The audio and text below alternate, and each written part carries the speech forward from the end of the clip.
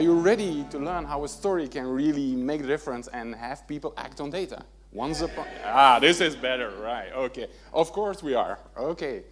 Am I getting there? We're warming them up, so that's fine. So I guess a few of you said yes, and especially to the third question, so keep that in mind, that the third one seems to be the most impressive one. Now I have the privilege to introduce our next speaker, Laurie Silverman, and she's from Partners from Progress. She lives in Vegas, where she loves to go to concerts when she apparently can walk to the Strip, so that's kind of interesting. And if she walks enough and goes to enough concerts, she doesn't really need her personal trainer. But anyway, maybe not always. She's written a number of books, best-selling author, strategist, and she's gonna entertain us for the next session. So, Laurie, the floor is yours.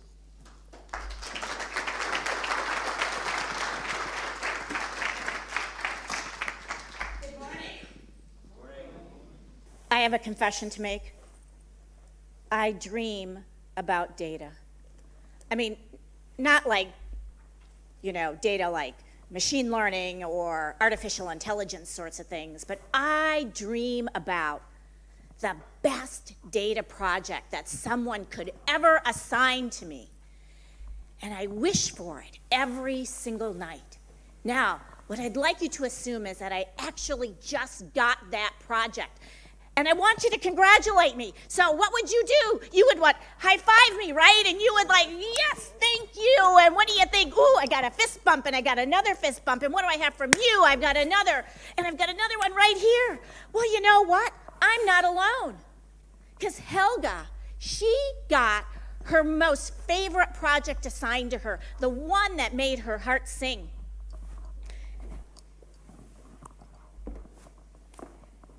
She had 70 people on her team, and they were working on an application, a technology solution for a client who wanted to better manage their data. A couple of months into the project, you know, Helga had been meeting with her team every single week, looking at all of the data on the project, making certain that everything was okay. But something didn't seem quite right. They were very concerned. So she called up the client and she said, we need to meet. We'd like to go through the data with you. And the client said, sure, bring a couple of your team members, including folks like you, to our site, and we'll sit down and we'll discuss what's going on. So they showed up at the meeting, and they had reduced every single item they were going to talk about to numbers, facts, and figures. Because, of course, the client wants to better manage their data, so what better way but to present them with information? They got to the site, and they started to use their data to explain, hey, we've got these defect ratios, here's what's going on with scope, here's what's going on with cost. And you know what happened? The client fought back. They had counter-arguments. And so what would you do? Helga's folks went, hey, well, look at our data. This is what our data says. And the client listened and said, no, that's not right. This is what we're seeing. And once again, what do you think happens? Helga's back over here saying, hey, here's what the data looks like from our folks. And these folks are saying no. At the end of the meeting, they agreed on one thing.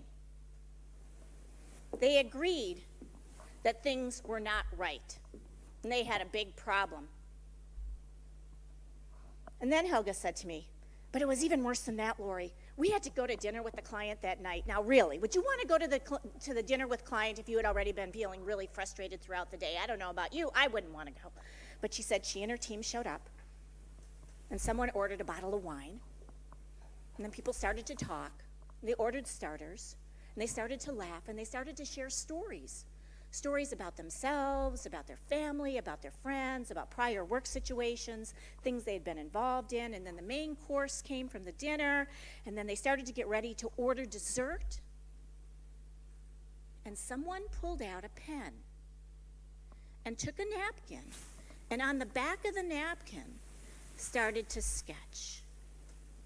Not about what had happened and all the data that had been discussed earlier in the day, but a what if we were to do something different? What if? And as that person started to sketch, other people started to add to the conversation. And before you knew it, before dessert was finished, they had co-created a story of the vision of what they could do going forward. And Helga said it was even better than that. Not only did they have the story of what they could do going forward, everybody knew their roles and responsibilities. Afterwards, she said to me, I don't understand, Lori. I don't get it. Why in our meeting could we not come to that solution? Why could we not say, hey, here's how we can save the release? Why is it that we had to have dinner? Now, some of you might be thinking, I know the answer to this one. It's real easy. It's the alcohol, right? There's at least one of you in the room that's saying, I know they were drinking. It was the alcohol that made it easier. Then a couple others of you might be saying, no, it wasn't the alcohol, it was the food. You know, because food is a tool of liking. It is a tool of liking when you come and look at influence theory. So maybe it was the food. But it really wasn't that either. It was something else. And this is what I said to her. I said, I want you to imagine, and I'd like you to imagine the same thing. I'd like you to imagine that we are all part of a university experiment. Now, the experiment itself doesn't matter. What matters is what happens at the end of the experiment. Every single one of us in this room gets an envelope. And when you open up the envelope, what you find in it are 5 $1 US bills, and you also find a letter. Only what you don't know is that each of your letters are different. Now, for those of you who are seated at the tables to my left, your letter says that there is a young girl in an underdeveloped nation. She doesn't have any food, she doesn't have any clothing, she doesn't have a place to live, and she's not going to get an education. And would you please be so kind to donate? Those of you sitting to my right at the tables, your letter is different. Your letter talks about the nonprofit that has been set up to deal with the hundreds of thousands of children in all developed nations around the world who don't have any food, don't have any clothing, aren't going to get an education, don't have any housing. And here are the success rates with donations. And would you please donate? Those of you seated in the back of the room who are in the chairs, your letter is different yet. Your letter is a combination letter. It's a combination of the story of the little girl and all the details that go with that, and the data and statistics around the nonprofit who take care of children like her. And would you please donate? Now, here's my first question to all of you. By a show of hands, and I'll go through this in just a second, which group do you believe gave the most money? How many of you say it's group number 1? How many of you say it's group number 2? How many of you say it's group number 3? Oh, that's where a majority of the hands are. Thank you. Unequivocally, the group that gave the most money is group number 1. And this experiment has been repeated time and time and time again. But now I have a second question for you. Between group number 2 and group number 3, who do you think gave the second most amount of money? How many of you think it's group number 2 gave the second most amount of money? Come on, hands up when you say who you are. How many of you think it's group number 3? Okay. How many of you chose not to vote? Because you knew it was a trick question. Because it is, it's a trick question. Let me show you the results. Group number 1 gave this much money. Watch my hands. Group number 2 gave this much money. Continue to watch my hands. Group number 3 gave this much money. Did you see my hands move? No, I didn't move at all. Wait, tremoring? Is that what you're saying to me? My hands didn't move. What's the lesson? And this is a hard one because this has to do with brain research that's just starting to come out to all of us. You have to free the story from the data.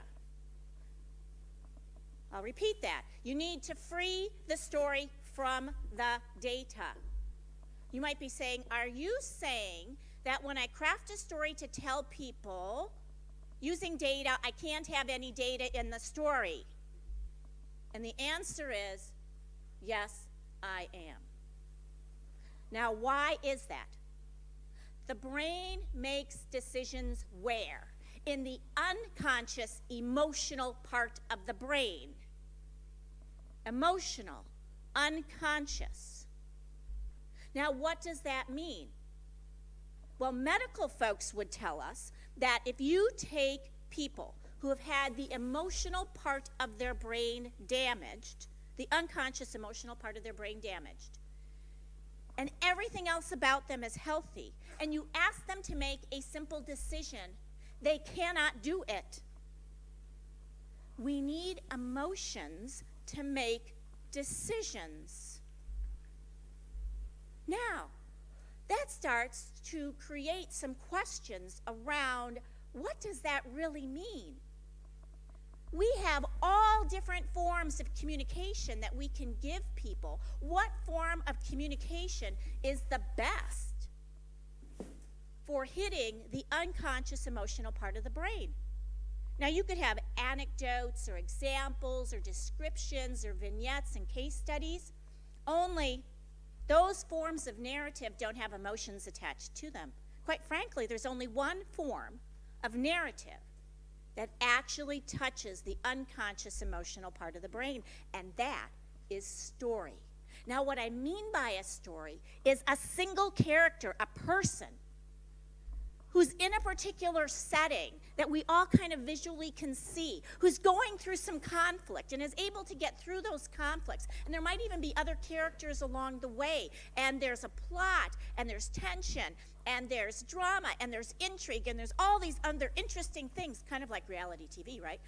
And then they get through whatever conflicts they're going through, and there's a moral or a lesson to the story, because this is, after all, business. So there has to be a lesson for us. Well, isn't that interesting?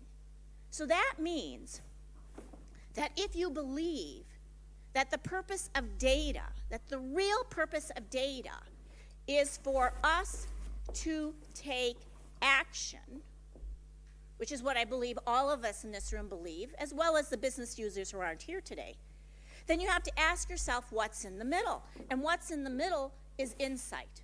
So I can transform data into insights. And then the question becomes, well, where does story fit? Story's not attached to the data. Story is over here with action. It's how do I take those insights and how do I craft meaningful stories around them? Or how do I go find stories in the organization that actually exemplify those insights? And then who is it that I need to share them with? Who's my audience? Who would really care about those? And I'll come back to this later on. Because one of the things I want to start stressing, and this will be hard to hear, is that data visualization is not a story. A series of sequencing of data visualizations is still data. It's not a story. So we have to start thinking about the characters, the whys, the meaning behind the data to be able to transmit stories to other individuals. So free the story from the data. So if you look at Helga's situation, what we learned from that is during the day, during the meeting it was all data, but what happened at dinner? People started to share stories with each other. Now what happens with a story? What happens with a story is so cool. The very part of my brain that lights up when I tell you a story is the very part of your brain that lights up when you hear it. It's almost like Star Trek, like a Vulcan mind meld, right? And you think about it, but it's magical because we don't understand how it happens. And when we have that sort of connection, you actually come to trust and like me more. And on top of that, your brain produces dopamine. And that chemical helps you to remember the information for longer periods of time and far more accurately. So we have all these amazing things that happen when we tell a story to other people.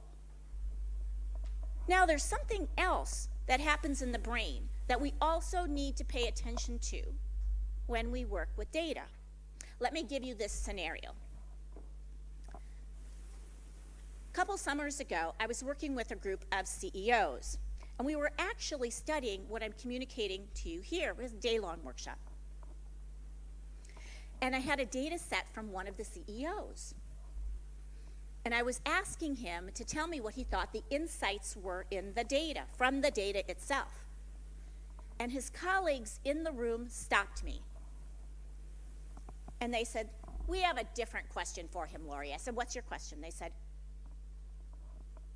"What's your gut feel?" And I looked at them and I said, "Gut feel?" They said, "Yeah. What makes you think that we use data to make decisions?" I said, "I don't know. I was just thinking that maybe you did. I've worked with lots of business leaders." And they said, "We really don't. We don't use data. How do you think we got to where we are in our organizations? It's because of all of our experiences.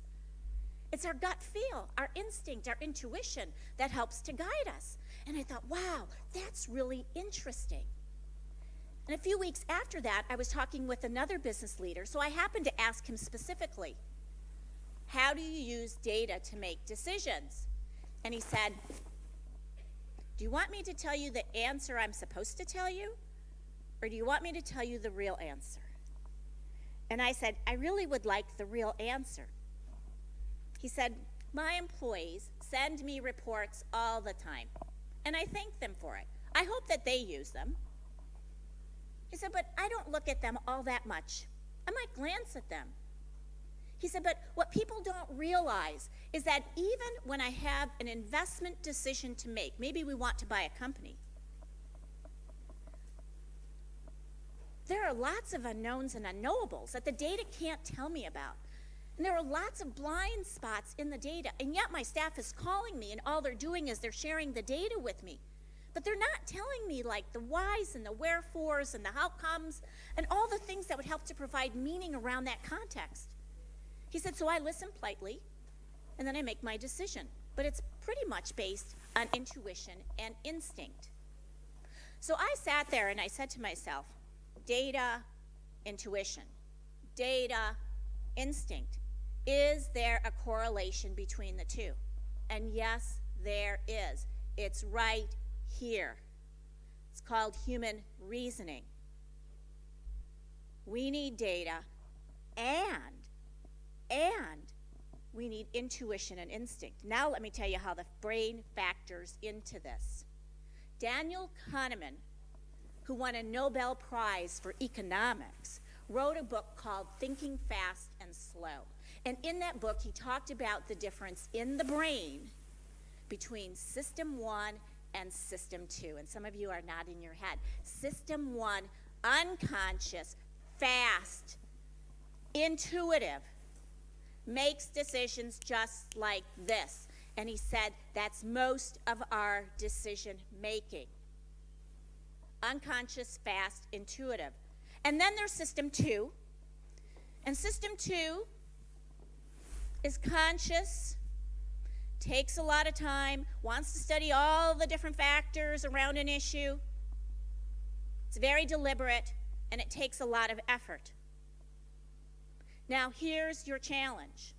We all in this room do work that's requiring people to use System 2.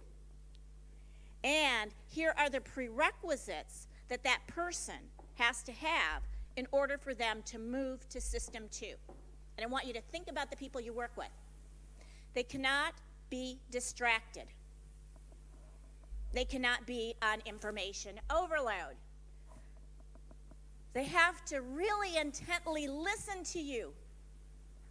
And they have to care about the topic. Now, I want you to tell me, how many people do you know on a daily basis where all four of those factors are in place? Anybody know anyone? I can't even think for myself, right? And that's why the topic of mindfulness is coming back into organizations to do what? slow people down in order to get them to use System 2 thinking. But here's the other caveat. Once I make a decision using System 2, it becomes an automatic decision in System 1. So the older I get, the more experiences I've had, the more decisions I make, the more I make them automatically with intuition. So we have a really cool role to play in this, and that is we have the opportunity to start combining data and intuition in decision making. So what does that mean from my perspective? Maybe the words we're using have to change. Maybe it's not about creating data-driven organizations or data-centric organizations. Maybe it's about creating what some people are calling data-informed organizations, where we take the best of what technology can give us in terms of decision-making and all the different tools and methods that you're creating, and we find a way to combine it with the best of human reasoning, judgment, and choice. And together we bring those and we blend them. Now, what does that mean to all of us in this room if we blend them together? It means we have to get really close to those other people. We literally have to blend with them. Someone asked me as I was preparing for this presentation what I thought the role of a chief data officer was. Now, the humorous part was I saw this person yesterday on the Marylebone line on the Bakerloo tube going back to my hotel. Like, what are the chances of seeing someone from the conference who would recognize me who's from Venezuela? Very low, right? And I said to this individual, I think we have to put in a new D word. It's not chief data officer, because that's about us. It's about them, chief decision officer. It's all about the decision. And if it's all about the decision, think about just that shift in wording. What does that mean to our role? What it means to our role is that we are critical to helping to build intelligent enterprises. And with those intelligent enterprises, that means that the way that we would start to get to be evaluated, now just dream with me about this, would be me sitting back on a daily basis and saying, how is what I'm doing contributing to other people making decisions? How is what I'm doing contributing to other people solving problems? How is what I'm doing contributing to other people taking action? And then the second question is, what's the outcome of that? Does it make the organization smarter? Does it make it more competitive? Because if I can show that I can do those things for other people, I am irreplaceable. I am indispensable to the organization. Now, what that also means is that we have three things, in my eyes, that we need to do. We still need to be phenomenal data stewards, phenomenal data custodians. We need to protect and secure data. We need to make certain that there is a source of truth. All the things that we've been doing are absolutely critical. And some people have been saying, well, there's a new role that you add to this. It's either data interpreter or data translator. But my bias is that's still about us. It's not about them. It's still about us doing the work when it's really about their decisions. And I would like to suggest to you for the rest of this presentation what our real role is over here. It's called data literacy, teaching people all throughout the organization how to be data literate. Just like we would have fluency in any single language that we're using. And how do we go about doing this? This is something I've been working on for the past couple of years. So in 2013, I wrote my third book on business storytelling. It was called Business Storytelling for Dummies. And in the book, there was a chapter in it called What to Do About Data. Now, my colleague and I wrote the book in about 3 months because the publisher was behind schedule. And when you're on a track like that, you live, eat, breathe the written word. As I told my colleague, I said, there will become a day when you don't even take time to shower because you don't have the 5 minutes to do that if you're writing 20 hours a day. When the book was finished, we both took a break. And several months later, I called her up on the phone and I said, why is that chapter in the book? Like, I don't really remember writing it. I know we wrote it, but I don't remember. And it looks pretty good. I'm looking at it right now. Help me to understand. And she said, well, there have been a lot of articles coming out in the data literature, especially data science, that talk about the role of story with data. And so I thought, oh, maybe we should put our mark in the sand in this particular topic area. So I do what I do when I like to invent. And I went and I researched all through the web. I pulled out every article I could find. I bought every single book that I could find online as well. And I sat down on the floor in my home, and I went through everything. And I said, oh my gosh, there are some gaps. There's some gaps. Now, I can either fill the gaps or other people can fill the gaps. Let me tell you what a few of the gaps were. There was no framework for data literacy. No framework for how do I have a common way for everyone in the organization to talk about data. A very simple way, not complex, very simple, using the language of business. And second, people didn't really understand what a story was. And third, and this was a surprise to me, is that when I looked for a definition of insight, I found one article that had 49 different definitions in it. Now, I don't know about you. It's confusing enough to me to see 5 definitions of something, and I thought, how are people supposed to find insight if they can't even have a common definition of what it is? So I said, okay, if I were to step back and create something, what is it that I could use? Now, I am a fan of George Box, and he was a professor of statistics at the University of Wisconsin in Madison while I was going to college. And what George Box said was, no model is right. Some are just more useful than others. So I said to myself, what model do I already know that I could improvise on that talks about data? And one night, literally in the middle of the night, I woke up and I said, I know exactly what it is. It's the data wisdom continuum. The data wisdom continuum has 5 pieces to it: data, information, knowledge, understanding, and wisdom. So let me start back at the beginning, and I want to take you through briefly each of the pieces and the critical question you have to ask at every single point along the way. So the first question, we all know really well: data. What data should I collect? What's the right data to collect? Now, as soon as I asked that question, I said to myself, how would I know? And then I thought about my clients who have said to me, well, Lori, we don't have to have any questions to collect data. Data storage is cheap. We're just going to collect as much data as we have. We're going to put it into a repository, and if we need it, we have it. I said, that sounds like the bookcases in my house, where I own thousands and thousands of books just in case I need to open them up. And the last time I moved, I gave most of them away because I didn't want to have to pay to transport them to a new home. Might I suggest something to you? When I first came to Las Vegas, I ended up meeting a woman who works in IT. And the first question that I asked her when we were at lunch together was, how was your day? And she said to me, oh, you aren't going to believe what happened to me this morning. I said, humor me. Now, she works for a casino. I said, humor me. She said, well, a business leader came up to me and said, please give me the data on the cabanas. Now, cabanas are the tent-like structures that are by swimming pools. People rent them. They have beds in them or chairs and tables, and they can have bottle service for alcohol. And it's one of the most favorite things for people to do while they're in Las Vegas. Makes the casinos a lot of money.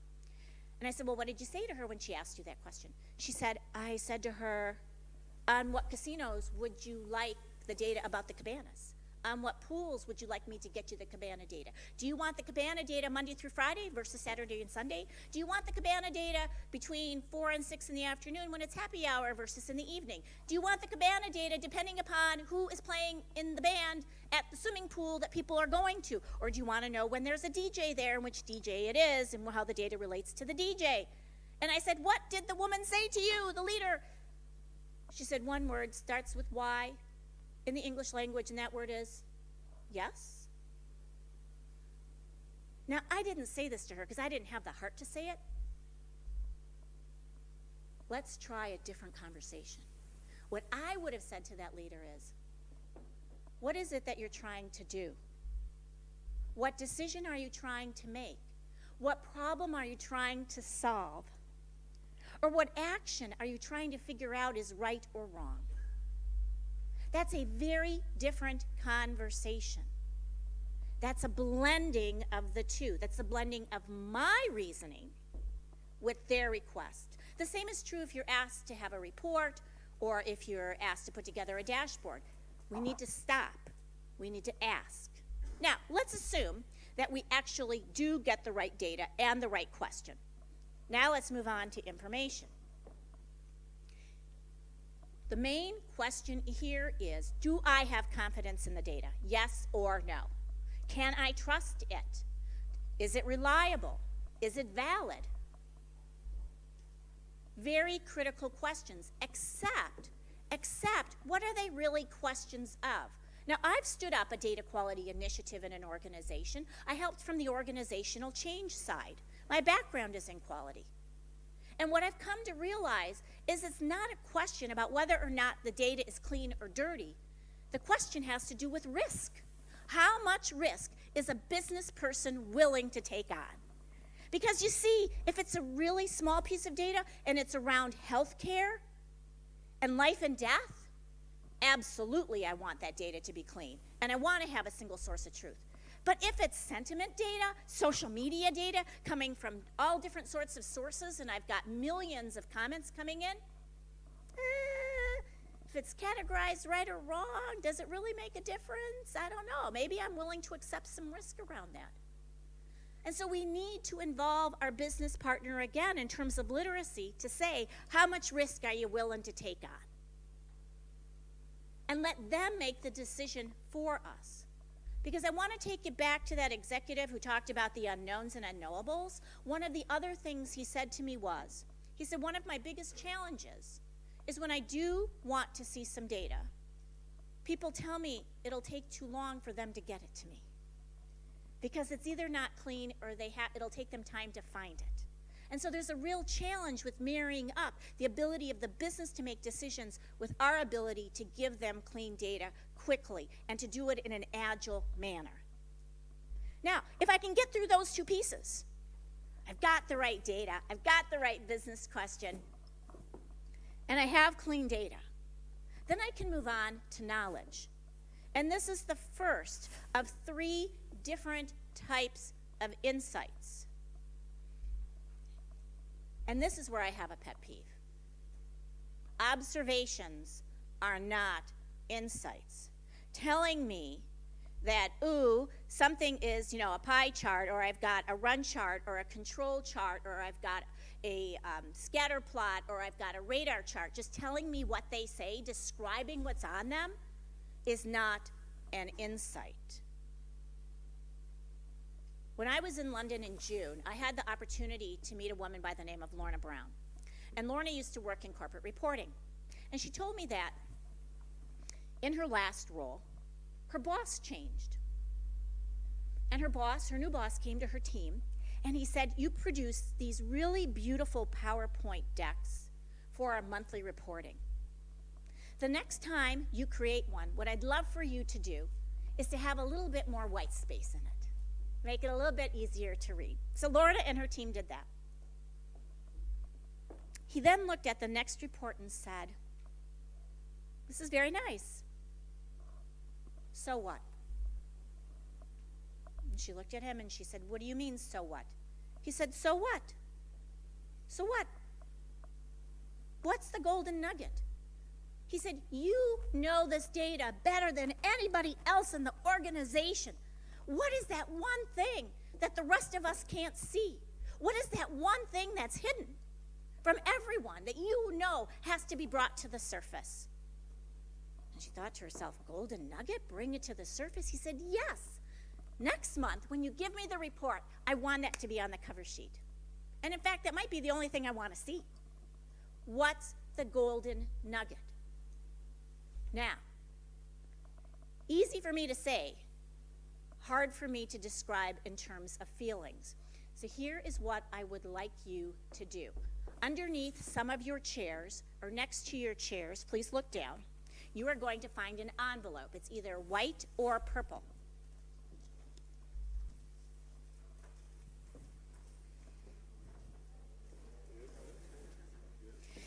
You're going to do this in groups of 2 or 3, so allow me to give you directions. Thank you. In your envelope, you are going to find 3 pieces. You are going to find 2 horses, and you are going to find 2 jockeys. Your task in the next 2 minutes, you cannot bend a piece of paper, you cannot tear a piece of paper, and you cannot combine it with other people have. Okay, you've got these 3 pieces and that's it. I want you to put the jockeys on the horses as though the jockeys are riding the horse. Now, there are 6 people in this room. Can I have them stand if they are here? They were in my workshop yesterday. They know the answer. So when you think you have the answer in the next 2 minutes, raise your hand or say, I think I have it. And they will come around and see. But you have exactly 2 minutes to put the jockeys on the horses. You cannot bend, you cannot tear. Time is yours. Go.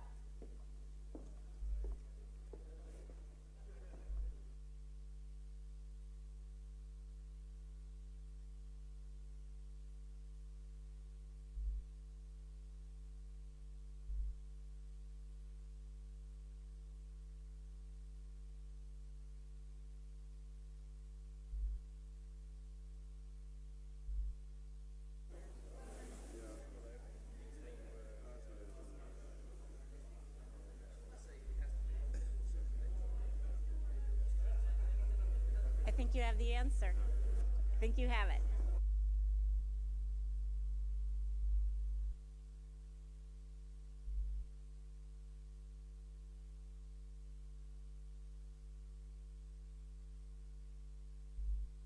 Can you come and check over there, Norbert, if they think they have it? You have it? They got it? Perfect. Great. Do you have it? You want to come and show me?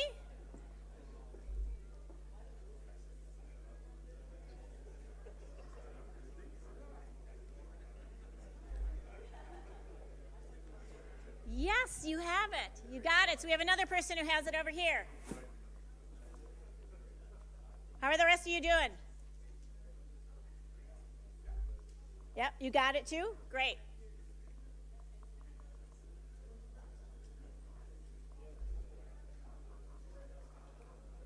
Almost, you're close. Almost. Not yet.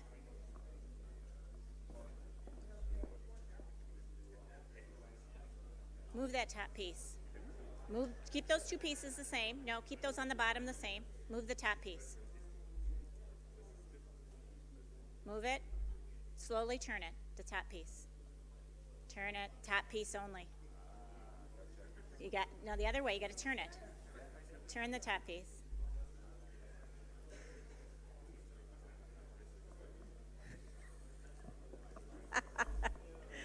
No, did you get it?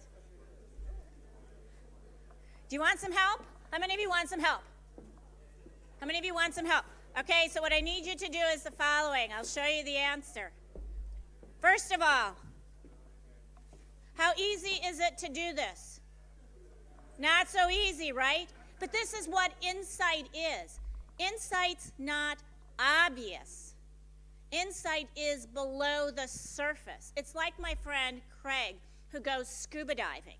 And he can free dive really far down, and he has these phenomenal cameras.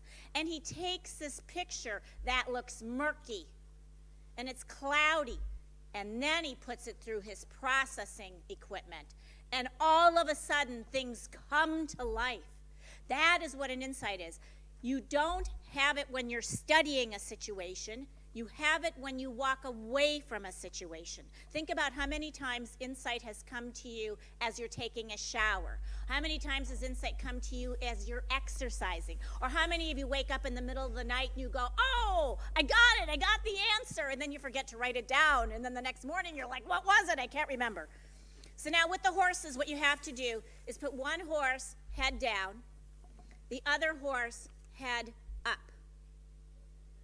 Because what is going to happen is that the head of this horse is the back end of this horse. So where do you think the jockeys are going to go? Right down the middle. And if you put them in the middle, you will then see two jockeys riding horses. So take a second, if you haven't seen it, to put it together as a puzzle.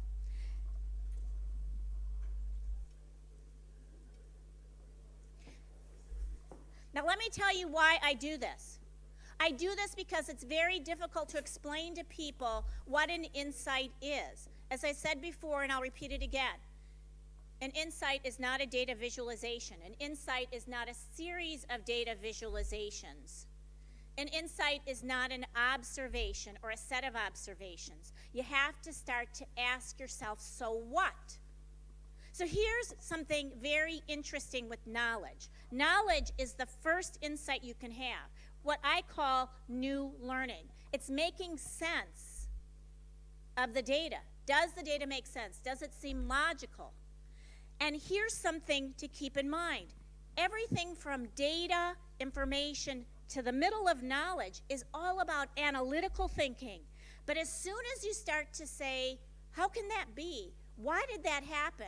What made it that way? Does it feel right? We have now moved into strategic thinking. And there is no person on this earth who is blessed with both of those preferences upon birth. We are one or the other. And just like with data, all the things that you know and our love of data is learned. Now, I happen to be a strategic thinking person, so I had to learn the analysis piece. More than 80% of the population's over here.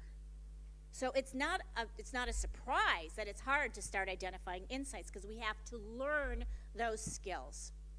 So in terms of a knowledge insight, what I'm asking myself is, what's new?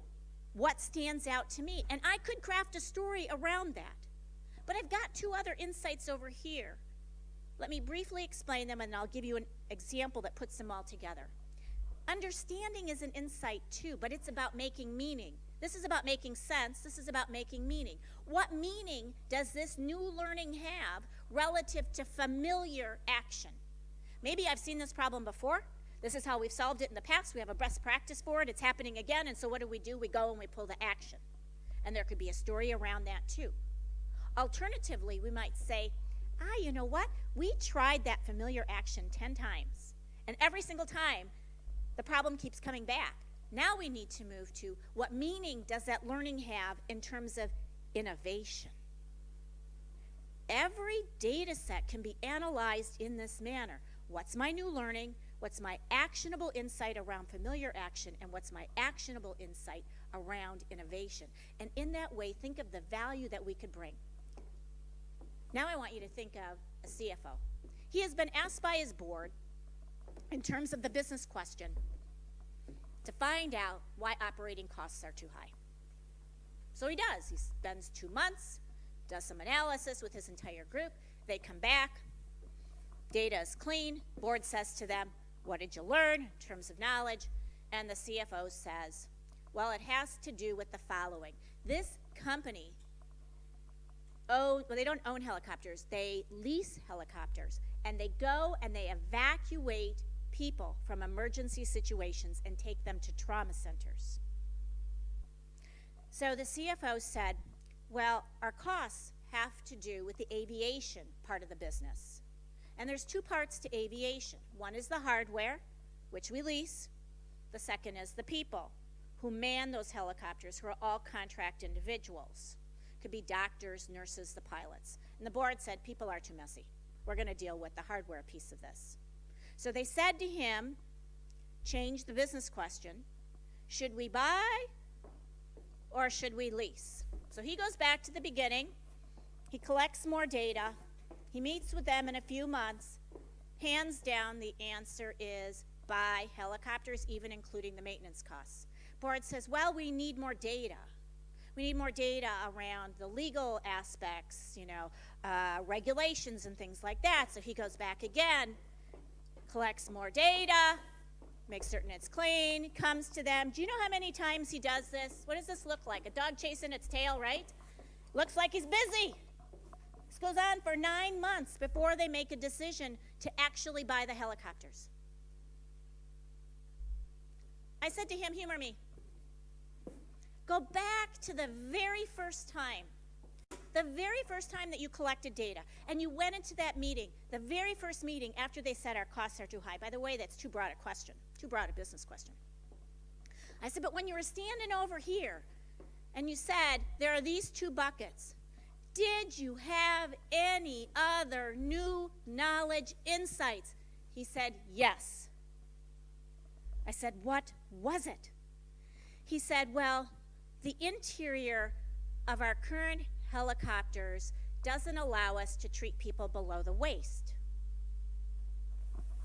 I'm thinking, I don't understand. I said, are you telling me that if I had a daughter and she was 7 months pregnant and she was in an automobile accident and needed to be evacuated, and you stabilized her on the ground and you put her in the helicopter and it was a 20-minute ride to the trauma center, that if something happened to her in the helicopter, you couldn't do anything below the waist to help her and the baby? He said, kinda yes. I said, and so what's the new knowledge insight? He said, we could buy helicopters that were bigger in the interior and we could help increase patient quality of care. And I said, I'm confused. Why did you not say this to them? He said, well, I'm feeling embarrassed. He said, I'm a really smart man. He said, but it isn't until you started questioning me about insights that I thought to myself, wow, that is a new piece of knowledge. But that didn't relate to the question of cost. He said, what I'm learning in this minute is that you have to contextualize the business question up here within the business. And our business is about high quality of patient care. And if I had taken that first question, which is how do we reduce operating costs and increase the quality of patient care, and given it context, I would have talked about that insight. I said, did it ever come out? He said, yes, 9 months later. Now, something to think about. Just because you have a new knowledge insight that says, oh, we should buy these helicopters because they have bigger interiors to them, that's what? Is that familiar action? Nah, that's what? That's innovative action. So now you have to ask yourself, do you just state the insight in a meeting or do you tell a story about it? And I said to him, this is kind of what I would have done. I said, I would have found the medical director and I would have asked him a story prompt to get a story from the past. Those start with tell me about. I would have said, tell me about a time when we weren't able to treat a patient below the waist in a helicopter and the situation was compromised in a very memorable way. He said, I could do that. And I said, and if you had found that story, and if the first time you went in front of the board, you had shared that story before showing the PowerPoint slide deck, what do you think would have happened? He said, they're all physicians. They would have understood. We might have had one more meeting after that. He said, but we certainly wouldn't have gone the 9 months. So what he's teaching us is so profound. This continuum is a way to be agile. Think about using it with your business partners and talking with them about each of these pieces to accelerate their decision making.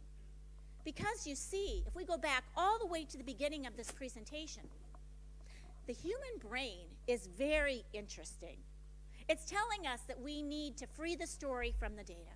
It's telling us that we need to take data and intuition and blend them together in a way that we can have lovely dialogues versus debates and arguments around the data itself. And in that way, when we do it and we find the perfect stories to share with other people, either stories that exist within the organization or stories that we help to co-create with them, we can shift. And all of you in this audience are perfectly poised.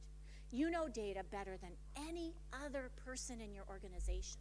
You are perfectly poised to help the organization increase its data literacy.